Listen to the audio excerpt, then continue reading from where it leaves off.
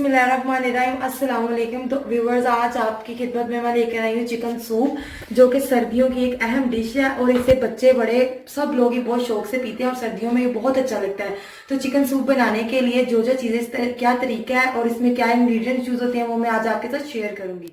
बनाने के लिए सबसे पहले मेरे पास चिकन है, जो कि हाफ ब्रेस्ट पीस है, बोनलेस, जिसके मैंने छोटे स्लाइस में कटिंग करके रखा हुआ है। ये मेरे पास 8 से 9 दाने लहसुन के जवे हैं, जिन्हें मैंने बीच में से कट लगा कर रखा हुआ है।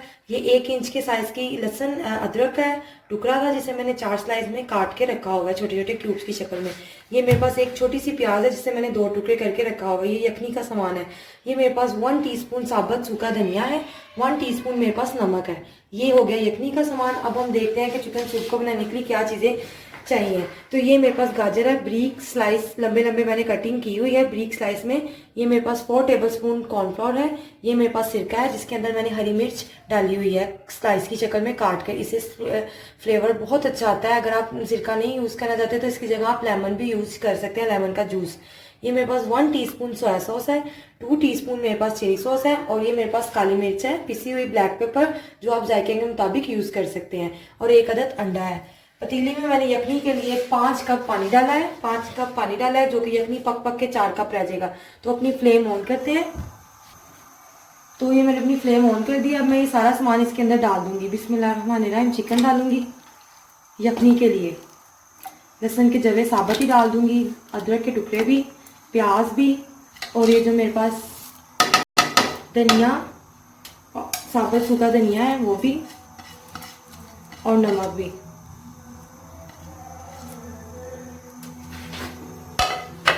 अब इसे डालकर मैं रख दूंगी,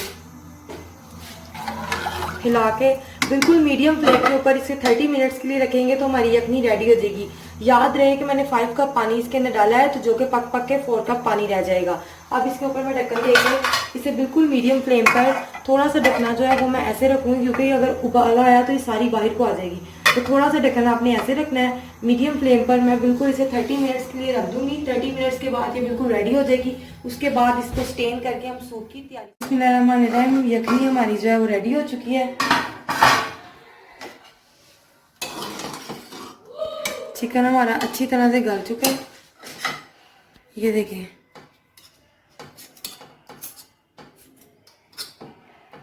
अच्छी तरह से गल चुका है। अब इसे हम स्टेन कर लेंगे, चिकन को अलग कर लेंगे, और इसकी यखनी जो है वो छान कर पतीली में दोबारा से डालेंगे। तो ये यखनी को हमने बिल्कुल छान के रख लिया है, और ये जो चिकन है जो सेपरेट किया है, अब इसको मैं हाथ की मदद से इस तरह इसके लंबे लंबे रेशे कर लूँगी, बारीक बारीक। तो ये देखिए, मैंने चिकन के अच्छी तरह रेशे कर लिए हैं। चिकन को 30 मिनट्स इसीलिए इसलिए दिए थे कि आसानी से बिल्कुल इसका रेशे हो रहे हैं। ये देखिए, बिल्कुल इसके बारीक बारीक हमने रेशे हाथों की मदद से कर लिए हैं। अब इसको मैं डालूंगी, फ्लेम को अपनी ऑन कर दूंगी यखनी के नीचे से, तो अब इन रेशों को मैं डालूंगी पतीली के अंदर।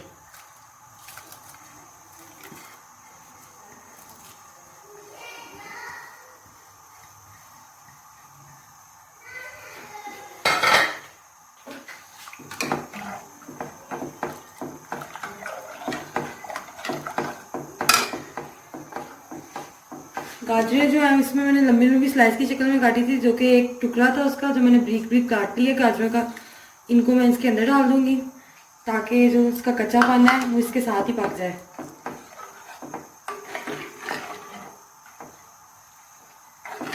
पाँच मिनट के लिए हाई फ्लेम पे इसको मैं बिल्कुल गर्म करूंगी। उसके बाद मैं इसमें कॉर्नफ्लोर मिक्स करूंगी। तो यखनी में उबाला आना स्टार्ट हो गया है। अब मैं इसको बिल्कुल लो फ्लेम पे कर दूंगी। अब मैं ये जो कॉर्नफ्लोर है 4 टेबलस्पून, इसमें मैंने थोड़ी सी यखनी बचा के रखी थी, वो मैं इसमें ऐड करूंगी और इसे अच्छी तरह से मिक्स कर लूंगी। गुठलियां बिल्कुल भी ना बीच में बनी हो, अच्छी तरह से इसको पतला सा करके मिक्स कर लेंगे। तो ये आप देख सकते हैं बिल्कुल पतला, इसमें कोई भी गुठली नहीं है, अच्छी तरह से ये मिक्स हो चुका है।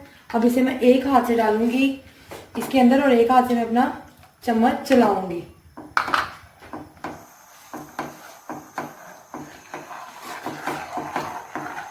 ताकि आपस में जुड़े ना, चम्मच आपने चलाते रहना। हाई फ्लेम कर दें नीचे से ताकि अच्छी तरह से पक जाए।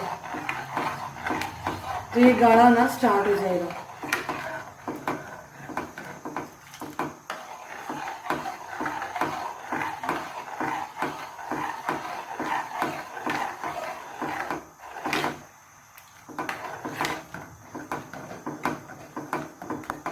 इसमें बबल्स बनना स्टार्ट हो गए हैं, ये पकना बिल्कुल स्टार्ट हो गया। अब मैं बिल्कुल लो फ्लेम कर दूंगी नीचे से।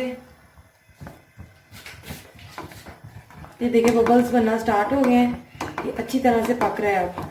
अब मैं इसमें जो अंडा है वो एक लूंगी। तो ये मैंने अंडा लिया है, यहाँ पे इसकी जर्दी नहीं लिया है, बिल्कुल सफ़ेदी लिया है। जर्दी नहीं डालेंगे, सफ़ेदी डालेंगे तो कितना मिक्स कर लेंगे।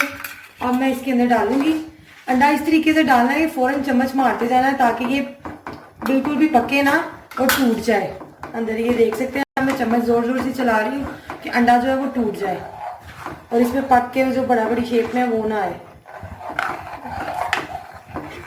मीडियम फ्लेम पे करके इसे चम्मच चलाते रहें आप जब तक ये गाढ़ा बिल्कुल अच्छी तरह से ना हो जाए।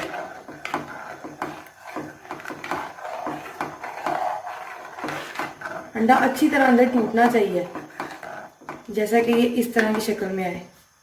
ये आप देख सकते हैं इसके ज़रात बिल्कुल फैल चुके हैं। चम्मच और भी चलाते जाएंगे, ये और पतला शेप में होता जाएगा।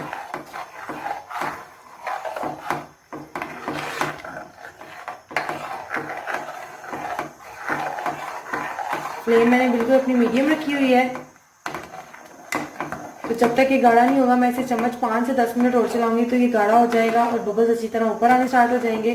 तो इसका मतलब कि ये पक चुका है। तो ये मैंने 10 मिनट चम्मच चलाती रही हूँ। तो ये आप देख सकते हैं कि बिल्कुल थिक हो चुका है। अब इसमें आप अपने टेस्ट के मुताबिक नमक डाल सकते हैं, लेकिन मैं यहाँ पे ½ टी स्पून और डाल रही हूँ क्योंकि मुझे ये कम लग रहा है।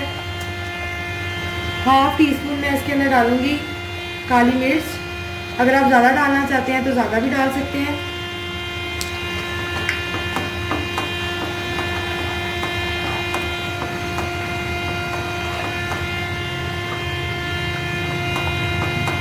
टू टेबल स्पून जो मेरे पास चिली सॉस था वो मैं डालूंगी इसके अंदर। अगर आपको कम लगे तो आप टेस्ट के मुताबिक बाद में ज़्यादा भी डाल सकते हैं। 1 टीस्पून सोया सॉस,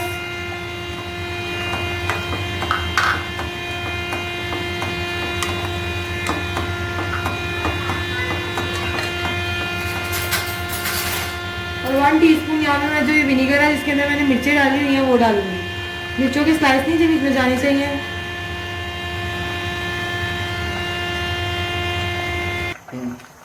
तो ये विनीगर 1 टेबल स्पून इसके अंदर मैंने डाल दिया है। सूप हमारा रेडी हो चुका है। अब मैं इसे सर्व करूंगी बाउल के अंदर। तो आप देख सकते हैं black pepper, soya sauce, chilli sauce डालने के बाद इसकी कलर में चेंजिंग आ गई है। अगर आपको सॉसेस में कोई कमी लगे, अगर आप ज़्यादा चिली वाला चाहते हैं, मतलब ज़्यादा आप हॉट एंड स्पाइसी चाहते हैं, तो आप थोड़ा सा चिली सॉस इसमें ज़्यादा ऐड कर सकते हैं, थोड़ा सा विनीगर और ऐड कर सकते हैं, उससे स्पाइस में ज़्यादा फ़र्क आ जाएगा। और अगर आप विनीगर नहीं डालना चाहते यानी सिरका नहीं डालना चाहते तो आप लेमन जूस भी थोड़ा सा डाल सकते हैं इसके अंदर, उससे भी इसका टेस्ट बहुत अच्छा आता है। तो अब मैं इसे सर्व करूँगी बाउल के अंदर। ये बिल्कुल रेडी हो चुका है। तो ये मैंने इसे सर्व कर लिया है। तो ये आप देख सकते हैं कितना अच्छा ये रेडी हो चुका है। बहुत इजी है, बहुत सिंपल है और बहुत ही टेस्टी है, जो कि बहुत शौक से बच्चे बड़े सब खाते हैं। तो आप गेस्ट के तौर पे भी बना सकते हैं सर्दियों की। तो ये बहुत ही अहम डिश है। तो अगर आपको मेरी वीडियो अच्छी लगी हो तो लाइक करें, मेरे चैनल कुकिंग विद टेस्ट को सब्सक्राइब करें। सब्सक्राइब करने के साथ बेल आइकन का बटन लाजमी दबाइएगा, उससे मेरी आने वाली हर नई वीडियो आप तक पहुंचती रहेगी। तो बहुत सारी दुआओं के साथ अल्लाह हाफिज़, मिलते हैं नेक्स्ट वीडियो में।